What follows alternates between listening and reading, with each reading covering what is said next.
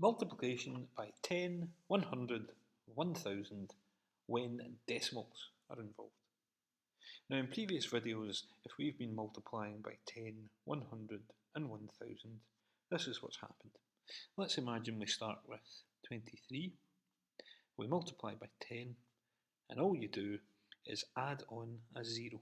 You're multiplying by 10, which has one 0 in it, you just add on a 0, that gives you your answer, 230. Likewise, let's imagine we take 18 and we multiply it by 100. Well, the rule was there are two zeros in 100, so all you do is add on two zeros to 18 and you get your answer, 1800. Likewise for 1000. Let's go for 19, multiply by 1000,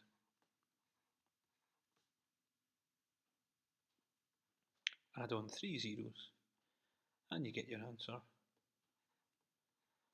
of 19,000. Okay, the problem we have is that if you try to multiply a decimal by 10 or 100 or 1000, this rule doesn't work. Let's look at an example. Let's imagine we have 3.82 and we want to multiply that by 10. Instead of adding on zeros or anything like that, you have to start moving things around.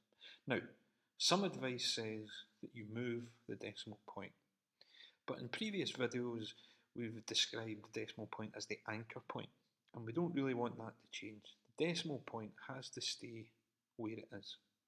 So, if you look at 3.82 multiplied by 10, here's what you do.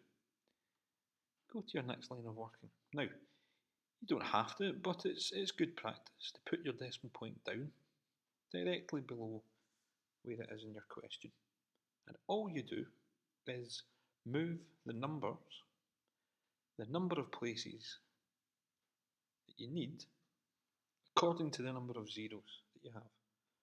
We have one 0 here, so we need to move this whole number, the 3, the 8 and the 2, and we need to move to the left one place. That gives us an answer of 38.2. Now there's nothing clever about whether you move left or right other than to say if you're multiplying by 10, the number's obviously going to get bigger. So that's the only reason you move to the left. Okay, let's look at another example. Let's look at 7.186 and we're going to multiply that by 100. So, why don't you pause the video, have a wee go at this question, see how you get on. Okay, so we're multiplying by 100, which has two zeros in it. That means that we're going to move this whole number up to the left 2 places so that we end up with a 7 and a 1 and 8. Decimal point appears there, 718.6. 718.6. There's your final answer. And remember, I said before, if you want, you can have the decimal points above and below each other in your working, but it's not necessary in this case.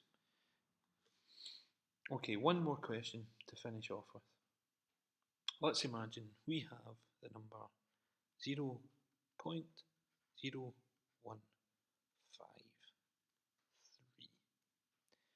and we want to multiply that by 1000. Okay, remember the rule? The number of zeros are the number of places that you move the number to the left.